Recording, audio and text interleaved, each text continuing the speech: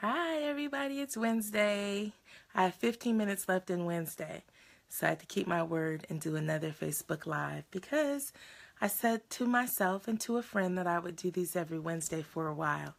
So here I am. I'm going to wait a bit, see if anybody happens to be on that might want to join me. Hey Glenda.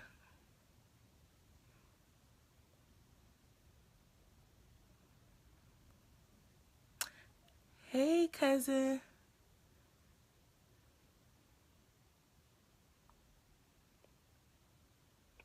I'm going to wait just another moment or so.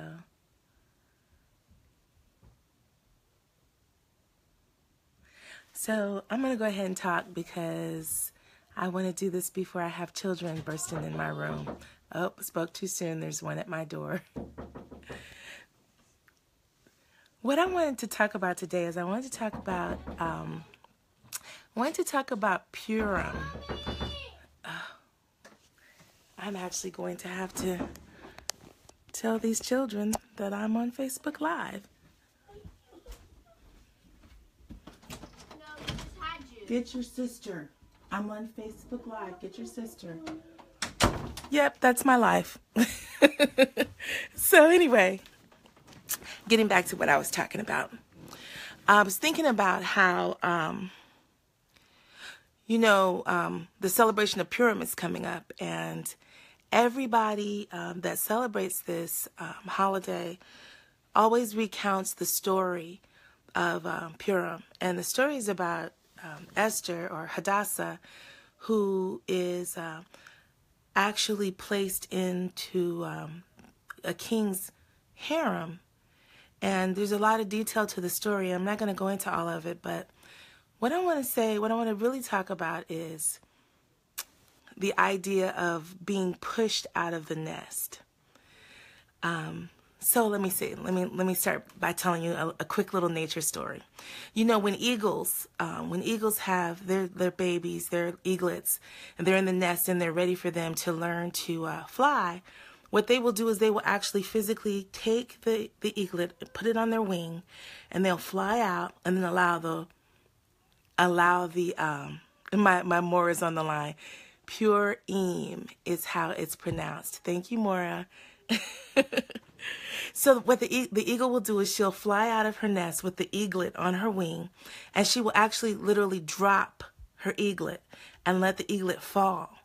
And the little eaglet probably doesn't know what's going on until, it actually instinct kicks in and it starts to flap its wings, and hopefully it's able to flap its wings fast enough and hard enough to regain altitude.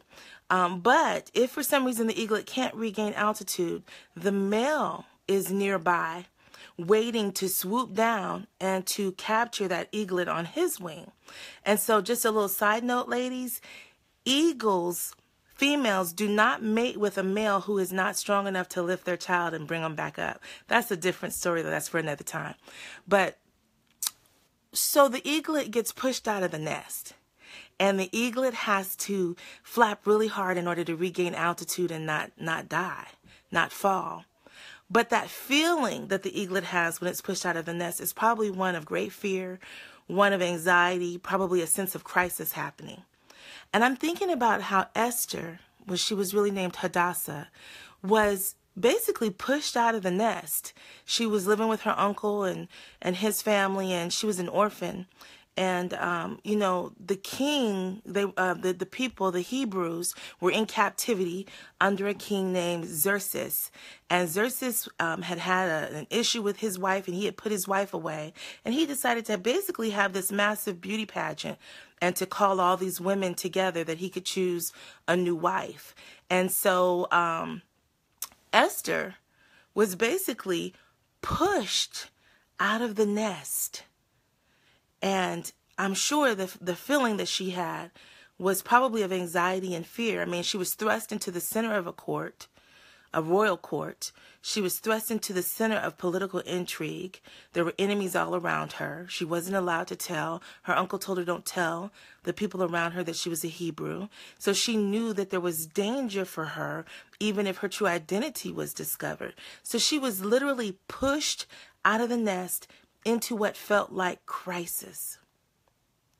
And of course, we know from the story, if you've read the book of Esther, that crisis indeed did come because there was an enemy of the Hebrews who was all the time at work trying to actually kill or extinguish the Hebrews. And through some things that Esther did, through her being obedient to her uncle, through her being sensitive to her husband, when she finally did become queen, she was able to influence her husband to not allow the Hebrews to be extinguished, to be exterminated. And that's a different, time that maybe I might share a little bit more about the details of that story.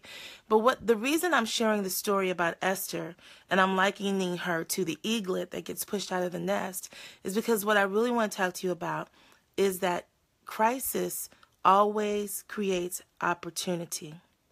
And sometimes the Most High will literally have a hand in pushing us out of our comfort zone, pushing us out of the nest, so to speak, into a situation that may feel very much over our heads, into a situation that may feel even a little bit dangerous, definitely uncomfortable. And, a lot of times in my own life, I've had a tendency to say, when I hit a bad patch or I hit a crisis, I might say, oh, look, why is this happening to me? What did I do to have this experience? This is terrible. And the problem is that I'm focused on the crisis and not focused on the opportunity. But in every crisis, there is an opportunity. And in every crisis, there is a purpose.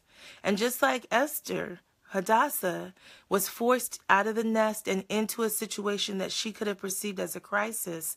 There was actually a purpose and a plan, a reason for her being in that situation. She was there to help her people. So now here's my question for the week, because every week I ask you a question. Here's my question. In what ways has the Most High pushed you out of your comfort zone? Has He changed your name? Because Esther's name was changed from Hadassah to Esther. Has He changed your name from maybe homemaker to entrepreneur? Has He changed your name from maybe married and He allowed a loss and you somehow became single? Whatever the situation is that has been allowed in your life that has caused you to be pushed out of the nest or out of your comfort zone, so to speak, I just want you to look at it from the perspective that there's opportunity available in that. There's an opportunity to exhibit your faith, to exhibit obedience, and to serve a greater purpose. And so I don't have a whole lot more to say this week other than that. But what I do want to do is I want to share with you real quick a song that I recently heard. I hope you can hear it.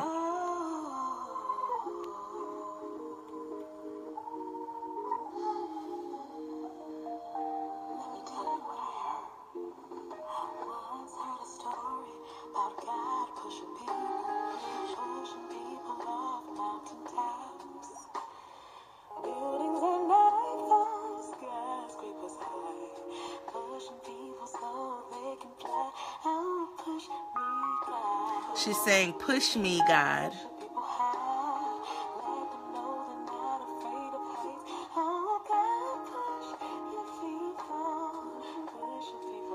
She's saying, push your people, push your people.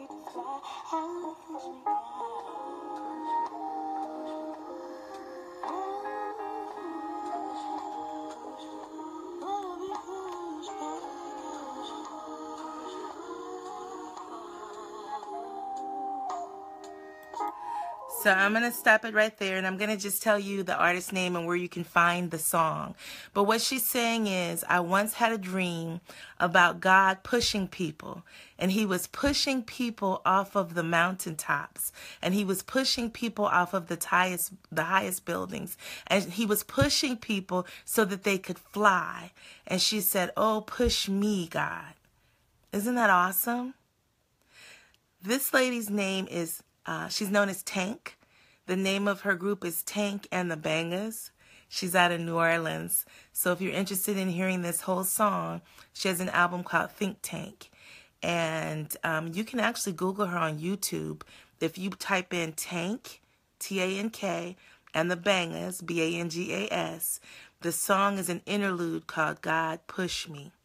And she has lots of other great songs on this album. She's a beautiful artist, a lovely voice. But anyway, I wanted to share that song with you because what a unique perspective, right?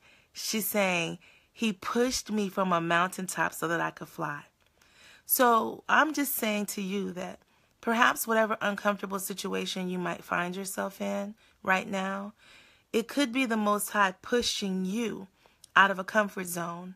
And what we can do is we can look at it as an opportunity to show faith, an opportunity to grow, an opportunity to overcome, an opportunity to become that person that you know in your spirit, in your heart, that he's called you to be.